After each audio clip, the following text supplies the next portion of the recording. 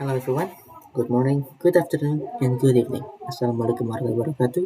My name is Adli, and in this video, our group will present about recent developments in higher education in Indonesia. We will divide our presentation into three parts. I will start with the local news and policies. Then Iwan will continue with international partnerships, and finally Rizqi will discuss recent research. Let's begin with the local updates. First, according to Jakarta Post in February 2025, the new Minister of Science and Higher Education emphasized that tuition fees will not increase. This is an important policy because many families worry about affordability in education. The government wants to make sure that higher education remains accessible for all, not only for the upper class. It also shows the government's commitment to social justice in education. Second, as reported by Antara News, Indonesia is expanding the Basa Basa program.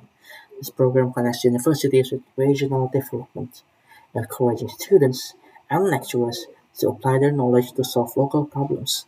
For instance, universities in Java and Sumatra collaborate with local farmers to support introduce digital tools for agriculture, while others support small businesses with entrepreneurship training.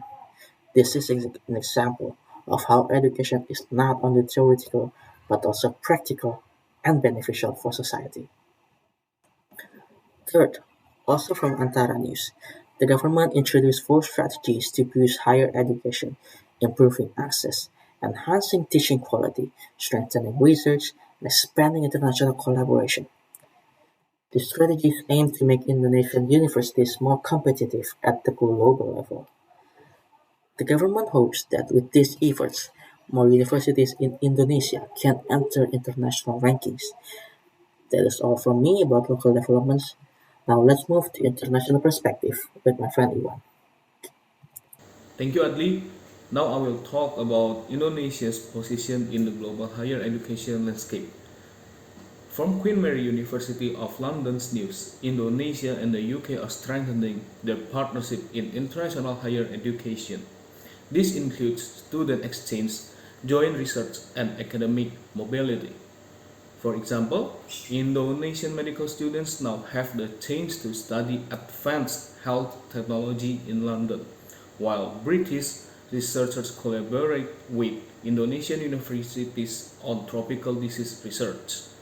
Such cooperation helps Indonesian students gain global exposure while bringing valuable knowledge back home.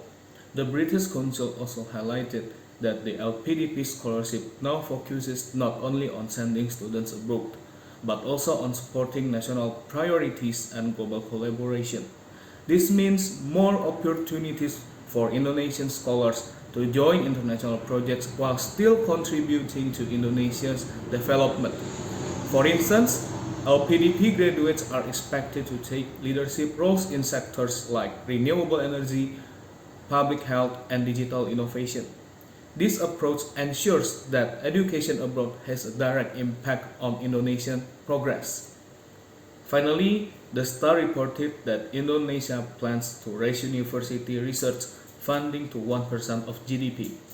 This is a bold target because currently research spending is far lower compared to developed countries. The Minister of Education said that talent development and strong research ecosystems are the keys to making Indonesia a knowledge-based economy. If this plan succeeds, Indonesian universities will not only rely on tuition fees but also have stronger financial support for research, laboratories, and innovation. So, international collaboration, expanded scholarships, and increased research funding are three key forces that will push Indonesian universities to be more competitive. Next, Fiski will share findings from recent academic research. Thank you. Thank you, Iwan. My part will focus on researcher studies that analyze higher education in Indonesia. Based on a 2025 study published in Journal of Science and Education Learning, researchers found that many universities are improved digital learning platforms The study showed that hybrid learning, combining online and offline classes, helps students in remote areas access education more easily. For example, students in rural Papua can attend lectures through video conference while still having face-to-face tutorial once a month. However, the researchers also note challenges such as internet stability, digital literacy, and unequal access to devices. These issues show that while progress has been made, there is still a digital divide that must be addressed. Another article published on Taylor and Francis online emphasized the importance of innovation research productivity in Indonesian university. The study concludes that international collaboration, government support, and sustainable funding are essential factors to boost university ranking and global recognition.